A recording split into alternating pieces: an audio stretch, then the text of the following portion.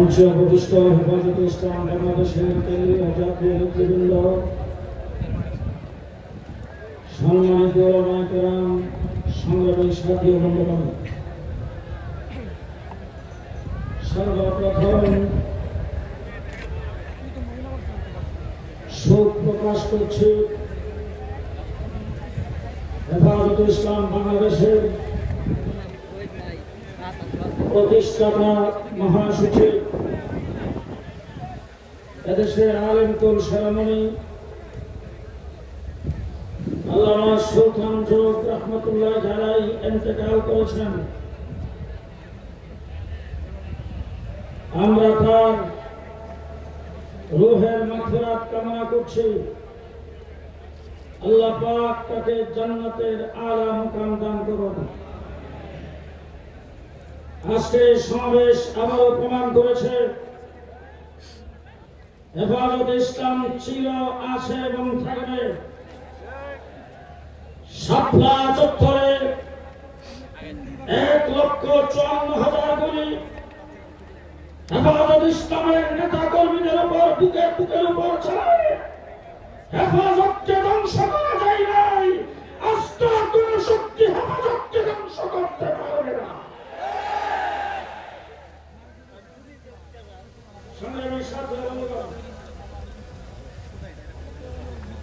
গত 15 বছর বেশি সরকার, আওয়ামী সরকার বাংলাদেশে যে হত্যাকাণ্ড নির্যাতন চলেছে তাতে প্রমাণ করেছে বর্তমান বিশ্বের দরবারে সবচাইতে বড় একটি সন্ত্রাসী সংগঠন আওয়ামী লীগ। জেলখানায় ছিলাম প্রায় 2 বছর। জেলখানার ভিতরে দেখেছি সন্ত্রাসের দায়ে অনেক সংগঠনকে বের করা হয়েছে, নিষিদ্ধ করা হয়েছে, তাদের নেতা কর্মীরা জেলে আছেন। যতগুলি সংগঠনকে নিষিদ্ধ করা হয়েছে সবগুলি সংগঠনের নিষিদ্ধ হওয়ার কারণ বা সন্ত্রাসী কার্যক্রম যদি তালাশ করা হয়, আওয়ামী লীগের একদিনের সন্ত্রাসের সমান হবে না। শুধু আগস্টের মঞ্চ থেকে দাবি জানাতে চাই, সন্ত্রাসের দায়ে আওয়ামী লীগকে নিষিদ্ধ করতে হবে। আওয়ামী লীগকে নিষিদ্ধ করতে হবে।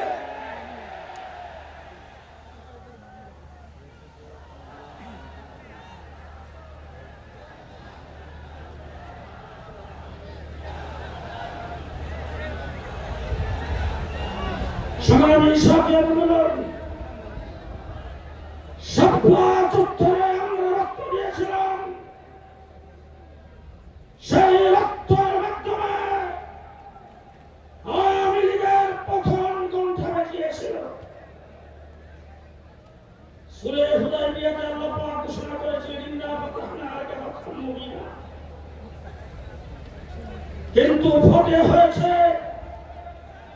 ভোটের রক্ষার সময় শাপলা চত্বরে প্রথমে ঘণ্টা বেজেছিল 2024 ছাত্র জনতার আন্দোলনে শেখ হাসিনা বিদায় হতে বাধ্য হয়েছে। ছাত্র জনতা বিপ্লব ঘটিয়েছেন।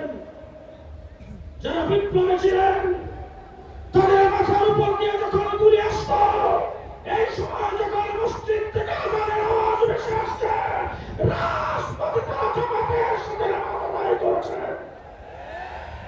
তাদের মুখে স্লোগান ছিল নারায়ে তাকবীর, আল্লাহু আকবার। আবু সাইদ যখন গুলি খেয়ে মাটিতে পড়ে গেছেন, তার এক সাথী আমাকে বলছেন, তার জবান থেকে জোরে আওয়াজ হয়ে বের হইতেছিল, আল্লাহু আকবার, আল্লাহু আকবার। আল্লাহু আকবার দুই দিয়ে যে বিপ্লব বাংলাদেশে হয়েছে, যে সফলতা বাংলাদেশে আসছে, যে প্রতিবাদের পতন হয়েছে, সেই দ্বিতীয় স্বাধীন বাংলাদেশে ইসলাম বিরোধীদের বিরুদ্ধে আবার মাঠে নামতে হবে, কল্পনা করি নাই। সংগ্রামী সাথী বন্ধুগণ, বর্তমান সরকারের প্রধান ডক্টর ইউনূস সাহেব আপনি আসলে দেশে রক্ত বেরোনে আন্দোলন করেন না, সংগ্রামে যে সংগ্রাম করেছে, রক্ত আমরা দিয়েছি। এজন্য রক্তের মাধ্যমে এই স্বাধীনতা অর্জন, তার কি কষ্ট এটা আপনি হয়তো বুঝেন নাই। আপনি কমিশন গঠন করেছেন, আমরা প্রথমেই বলেছিলাম কমিশন গঠন করতে আপনাকে খেয়াল করতে হবে দেশটা মুসলমানের দেশ, ইসলাম বিরোধী কাউকে দিয়ে কমিশন গঠন করা যাবে না। আজকে প্রমাণিত হয়েছে যাদেরকে দিয়ে আপনি কমিশন গঠন করেছেন তারা তসলিমা নাসরিনের ডিমের ফুটানো বাচ্চা। তারা বাংলাদেশের ধর্মপ্রাণ মুসলমান নারীদের প্রতিনিধিত্ব করে না, তারা পেশাদের প্রতিনিধিত্ব করে।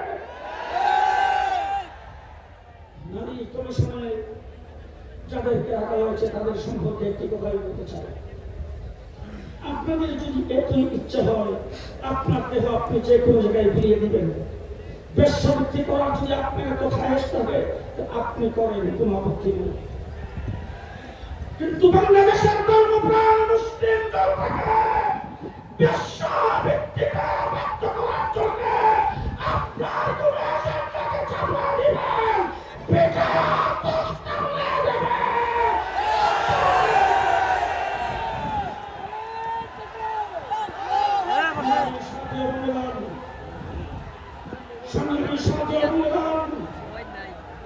সময় কম, বহুত কিছু বলার ছিল। ডক্টর ইউনূস সাহেব আপনি যখন সর্বপ্রথম ক্ষমতায় এসেছেন আমরা আপনাকে সহযোগিতা করেছি। আওয়ামী লীগ বেশিরভাগ ভারতের মুখের তুলে বসে এই দেশ থেকে আপনাকে উৎখাত করার জন্য সর্বপ্রথম যে কাজটি করেছিল সংখ্যালঘুদের উপর নির্যাতন। সেই নির্যাতনের যখন উঠেছে আমরা মন্দিরগুলোকে পাহারা দিয়েছি, আমরা এই দেশের রাস্তাঘাটের ট্রাফিকের কাজ করেছি। আমরা এখন পর্যন্ত আপনাকে সহযোগিতা করতে চাই, তবে ইসলামের বিরোধিতা যারা করবে তাদেরকে আপনি প্রশ্রয় দিতে পারবেন না। আপনাকে জানাই দিতে চাই, যদি আপনি ইসলাম বিরোধী কোনো গ্রুপকে প্রশ্রয় দেন, বাংলাদেশ ইসলামের বিরুদ্ধে কোনো আইন কোনো সংস্কারকে চাপাই দিতে চান, শেখ হাসিনা পাক করা ভাত খেয়ে যেতে পারে না। শেখ হাসিনা পাক করা ভাত খেয়ে যেতে পারে নাই। সুতরাং শেখ হাসিনাই বলছিল আওয়ামী লীগকে উৎখাত করতে পারে, সেই শক্তি বাংলাদেশে না। কিন্তু আওয়ামী লীগ যেভাবে উৎখাত হয়েছে, শেখ হাসিনা উৎখাত হয়েছে, আপনি সংখ্যাগরিষ্ঠ মুসলমান মুসলিম দেশের রাষ্ট্রপ্রধান হয়ে ইসলামের বিরুদ্ধে কোনো কিছু করবেন, আমরা সহযোগিতার হাত উঠায় নেব, আপনার বিরুদ্ধে কাপড় দিয়ে আমার বিরুদ্ধে ব্যক্ত হবে। শেষ কথা বলতে চাই, বাংলাদেশে যখন জেলখানায় ছিলাম তখন দেখে আসছে ফাঁসির মঞ্চরা জেলখানার ভিতরে একটা কোনার মধ্যে ফাঁসির মঞ্চ বানানো আছে। রাত্রে 12টার পরে সেখানে ফাঁসি কার্যকর করা হয়। বাংলাদেশে শেখ হাসিনাকে নির্যাতন চালিয়েছেন, যেইভাবে গুম হত্যা করেছেন, দেশ থেকে যেইভাবে লুণ্ঠন করেছেন, শেখ হাসিনা বাংলাদেশে আসতে পারবে না। শুধু একটি কারণে আসবে, শেখ হাসিনার ফাঁসি বাংলাদেশের কোন জেলখানার ভিতরে হবে না।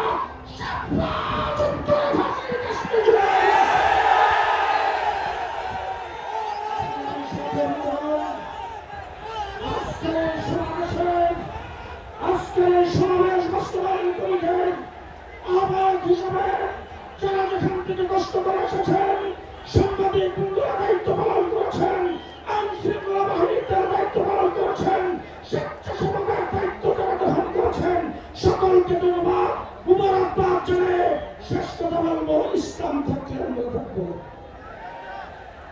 আস্তে আস্তে আস্তে আমি আমার কথা বলছি আপনাদের কাছে, বাংলাদেশে ইসলাম থাকলে আমরা থাকবো। ইসলামের বিরুদ্ধে বাংলাদেশে কোনো কিছু করতে চাইলে আমাদের